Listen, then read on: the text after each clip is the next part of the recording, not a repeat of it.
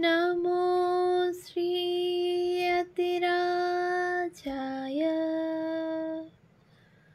विवेकानन्दसूरये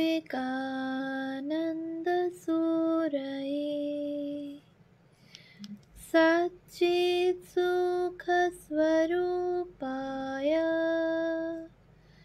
स्वामिने तापहारिणे। উদ্বোধন ১২৫ স্মরণে মননে বিশ্লেষণে গ্রন্থ থেকে পাঠ। পৃষ্ঠা সংখ্যা ১৬৫। উদ্বোধন পত্রিকার সম্পাদক স্বামী শারদানন্দ কিছু কথা। স্বামী শারদানন্দ উদ্বোধন পত্রিকার সম্পাদনার দ্বিতীয় পর্যায়ে সার কথা শিরোনামে একটি কলম নিয়মিতভাবে প্রকাশ করতে থাকেন। ভগিনী নিবেদিতা প্রণীত notes of some wanderings with the Swami Vivekananda ইংরেজি গ্রন্থের বঙ্গানুবাদ কেদারখণ্ডে স্বামী সংবাদ শিরোনামে ধারাবাহিকভাবে প্রকাশিত হতে থাকে। এছাড়াও মাদ্রাজ রামকৃষ্ণ মঠ থেকে প্রকাশিত ইন্সপায়ার্ড টকস নামে প্রকাশিত গ্রন্থের বঙ্গানুবাদ দেববাণী শিরোনামে প্রকাশিত হয়। উদ্বোধন পত্রিকার ১৭ বর্ষে ভগিনী নিবেদিতা রচিত the master as I saw him গ্রন্থের বঙ্গানুবাদ করতে থাকেন ব্রহ্মচারী নির্মল স্বামী মাধবানন্দ। স্বামী শারদানন্দের উদ্বোধন পত্রিকা সম্পাদনার প্রথম পর্যায়ে নিয়মিতভাবে যারা লিখেছিলেন তাদের মধ্যে গিরিশচন্দ্র ঘোষ, স্বামী বিবেকানন্দের শিষ্য শরৎচন্দ্র চক্রবর্তী, রাজেন্দ্রনাথ ঘোষ, নিকুঞ্জ বিহারী মল্লিক, কৃষ্ণচন্দ্র বর্মন, হরিদাস দত্ত, জিতেন্দ্রলাল বসু প্রমুখের নাম উল্লেখযোগ্য। তাছাড়া সম্ভাবনাময় লেখকদের প্রতিভা বিকাশের জন্য স্বামী শারদানন্দ দায়িত্বশীল ভূমিকা পালন করেছেন। সেক্ষেত্রে বিশিষ্ট লেখক কুমুদবন্ধু সেনের নাম উল্লেখযোগ্য। ১৮৯৫ সালের মধ্যভাগে বিদ্যালয়ে ছাত্রাবস্থায় কুমুদবন্ধু শ্রীমায়ের দর্শন লাভ করেন।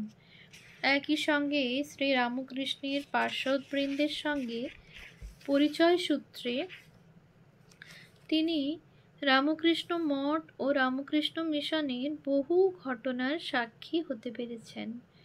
তার সেই স্মৃতিধর্মী অমূল্য রচনাবলী আজ অমূল্য সম্পদ হিসাবে বিবেচিত হতে থাকে।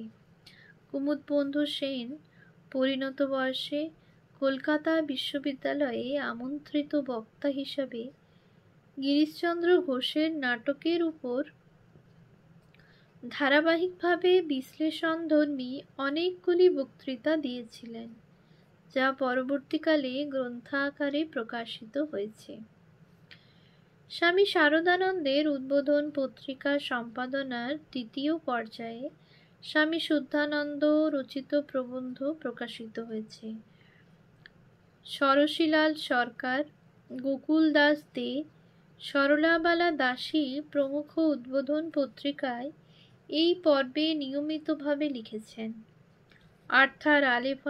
আর্থার আভেলান কর্তৃক ইংরেজি অনুবাদ গ্রন্থ Tantra of great liberation and Arthur Avalon ও এলেন আভেলন কর্তৃক যৌথভাবে সংকলিত ২৯টি দেবী স্তোত্রের ইংরেজি অনুবাদ হিমস টু দ্য গডেস গ্রন্থদ্বয়ের সমালোচনা প্রকাশ করেছেন স্বামী শারদানন্দ। এই গ্রন্থদ্বয়ের সমালোচনা থেকে আভাস পাওয়া যায় যে তিনি বিধিমতে তন্ত্র সাধনা করে সিদ্ধি লাভ করেছিলেন।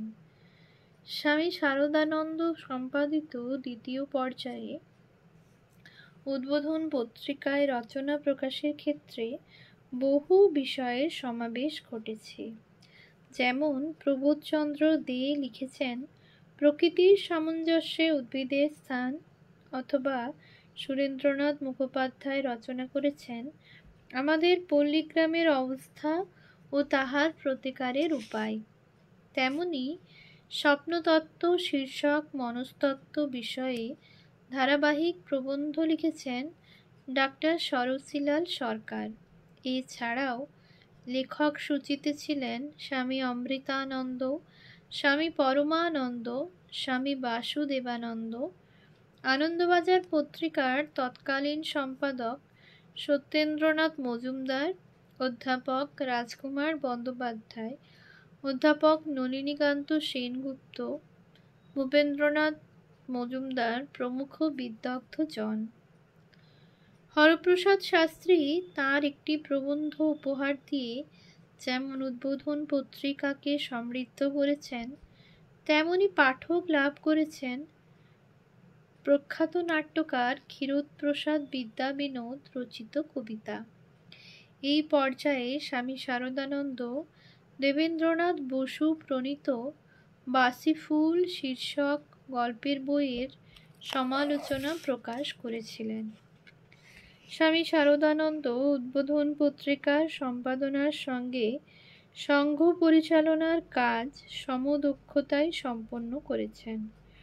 বৈশাখী 1324 সংখ্যায় স্বামী শারদানন্দ রামকৃষ্ণ সংঘকে ব্রিটিশ রাজরোষ থেকে রক্ষা করার ক্ষেত্রে কি কি পদক্ষেপ গ্রহণ করেছেন তা সবিস্তারে বর্ণনা করেন। রামকৃষ্ণ সংঘ জীবনকে নিরাপদ করতে তাকে কঠিন পরিশ্রম করতে হয়। এই পর্বে ব্রহ্মচারী অক্ষয় চৈতন্য রচিত স্বামী শারদানন্দের জীবনী গ্রন্থ সূত্রে আমরা জানতে পারি যে স্বামী শারদানন্দ শারীরিকভাবে অসুস্থ হয়ে পড়েন এবং দীর্ঘকাল রোগ যন্ত্রণা নীরবে সহ্য করেন।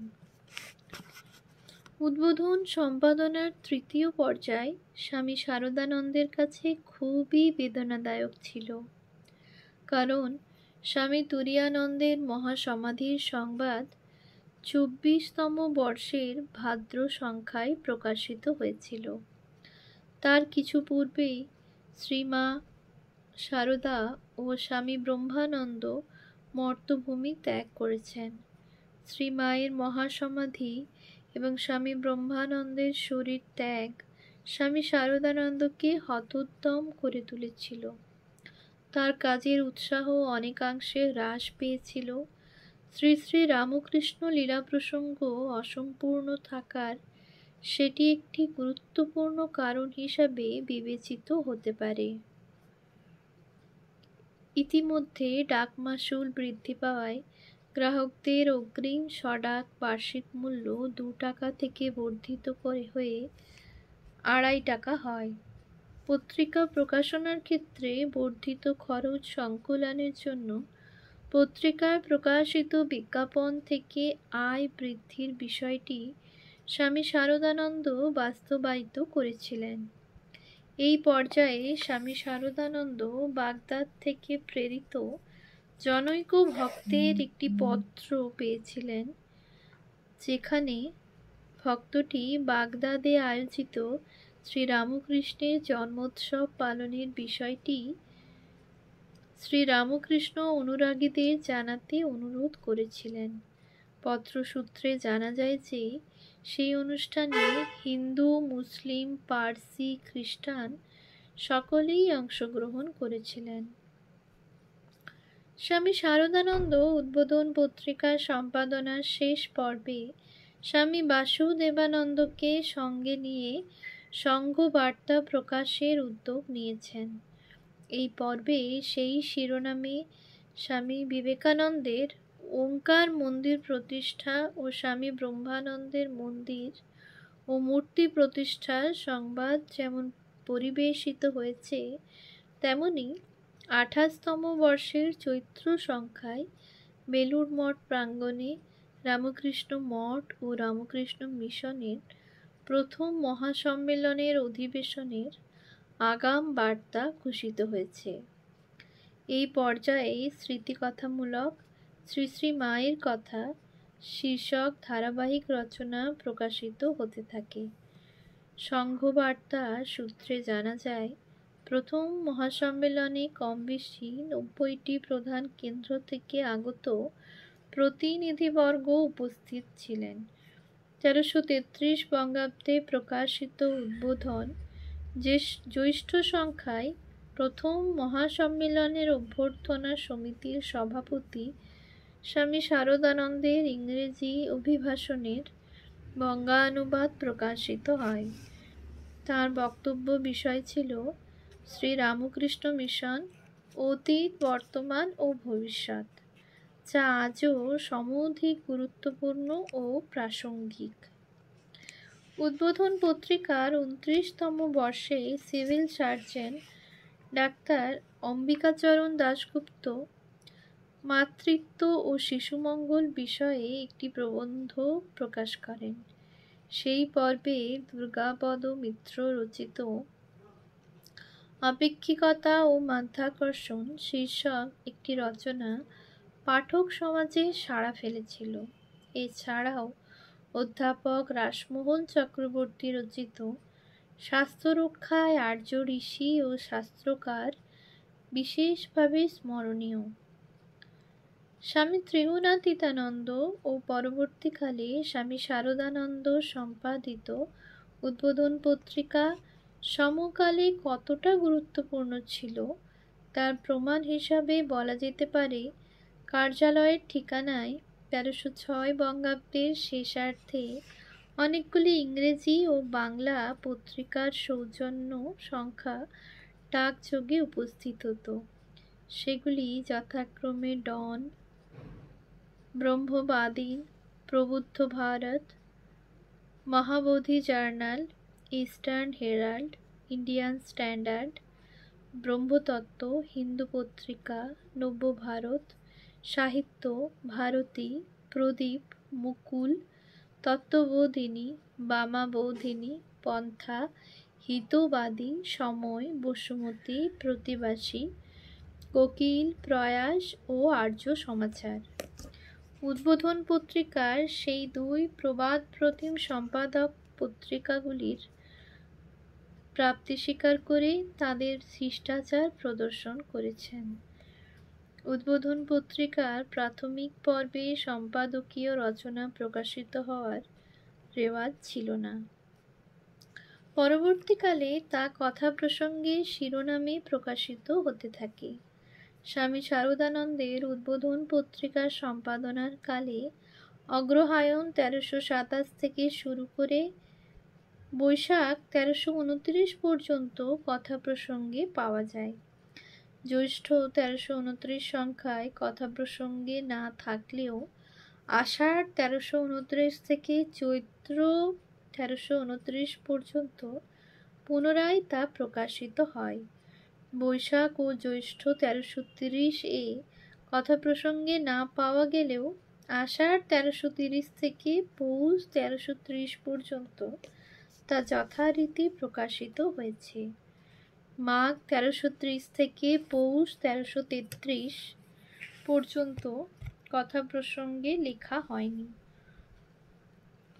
পরবর্তী ক্ষেত্রে কার্তিক ১৩৩৪ সংখ্যায় কথা প্রসঙ্গে না থাকলেও মাঘ ১৩৩৩ থেকে পৌষ ১৩৩৪ পর্যন্ত কথা প্রসঙ্গে রচনার হদিশ পাওয়া যায়। কেন মাঝে মাঝে কথা প্রসঙ্গে প্রকাশিত হয়নি তার জন্য অনুসন্ধানের প্রয়োজন আছে। স্বামী শারদানন্দের জীবনী, স্বামী শারদানন্দের স্মৃতিকথা, স্বামী শারদানন্দের পত্রমালা ও বেলুড় মঠের দিনলিপি অবলম্বন করে অগ্রসর হলে বোধ করি তার কারণ জানা সম্ভব হবে। রামকৃষ্ণ সংঘের সম্পাদক হিসেবে দায়িত্ব পালনের জন্য সম্ভবত স্বামী শারদানন্দকে নানা কাজে ব্যস্ত থাকতে হয়েছে, কখনো কখনো অন্যত্র যেতে হয়েছে। তার রচিত অন্যান্য রচনার সঙ্গে পৃথকভাবে কথা প্রসঙ্গে রচনার জন্য সময় সংকুলান যে যথেষ্ট কষ্টসাধ্য ছিল তা সহজেই অনুমেয়। তাছাড়াও শ্রীমা সারদা ও স্বামী ব্রহ্মানন্দের মহাসমাধির পর স্বামী শারদানন্দের জীবন অন্তর্মুখী হয়ে পড়ে। সমকালীন চিঠিপত্রে তার আভাস পাওয়া যায়। স্বামী সিদ্ধানন্দ যখন উদ্বোধন পত্রিকায় সৎ কথা, লাটু মহারাজের উপদেশ প্রকাশ করছেন, তখন 9 মার্চ 1922 তারিখে একটি চিঠিতে স্বামী সিদ্ধানন্দকে সাহায্য করার ক্ষেত্রে স্বামী শারদানন্দ তার অপটু শরীর সম্পর্কে উল্লেখ করে তার অপারগতার কথা জানিয়েছেন। উৎস: শারদানন্দ স্বামী, পত্রমালা, উদ্বোধন কার্যালয়, কলকাতা, 2020, পৃষ্ঠা 105।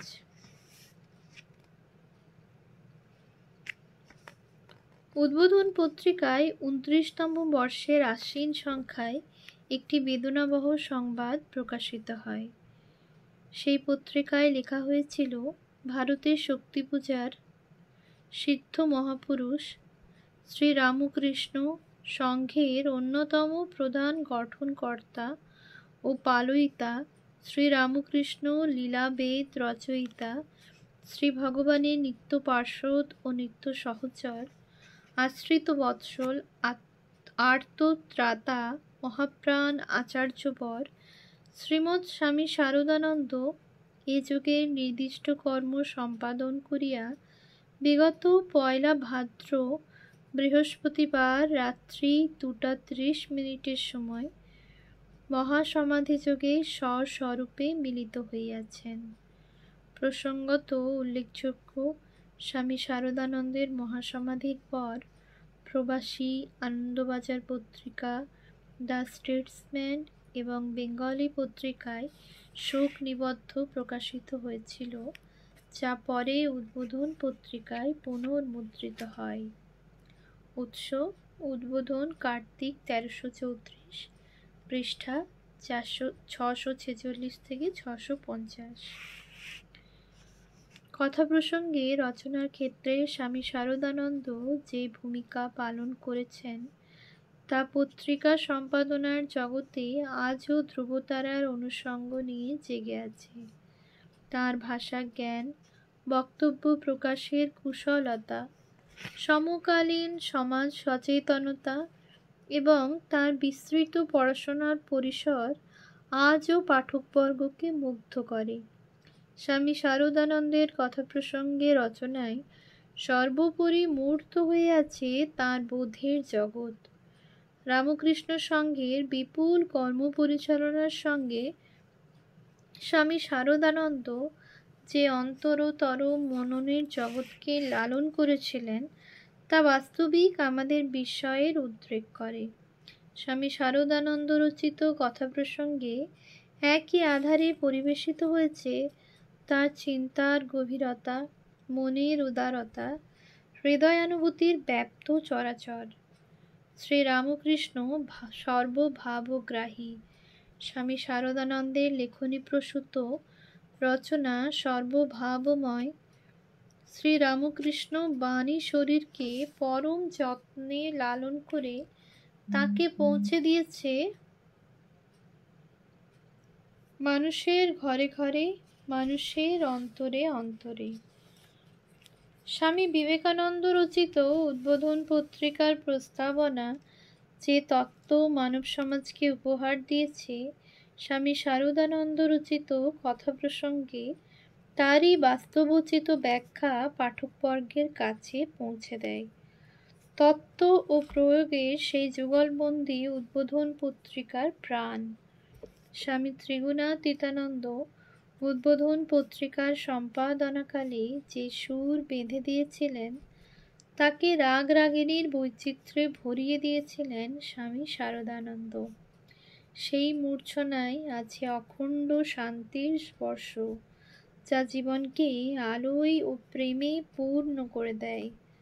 বাঙালির প্রকাশনা জগৎ স্বামী শারদানন্দের কাছে চিরঋণী হয়ে থাকবে। অনাগতকালে স্বামী শারদানন্দের শক্তি সঞ্চার জাগিয়ে রাখবে সাহস ও সম্ভাবনার পরিসর। ॐ शान्ति शान्ति शान्तिः। हरिः ॐ तत्सत्। श्रीरामकृष्णार्पणमस्तु।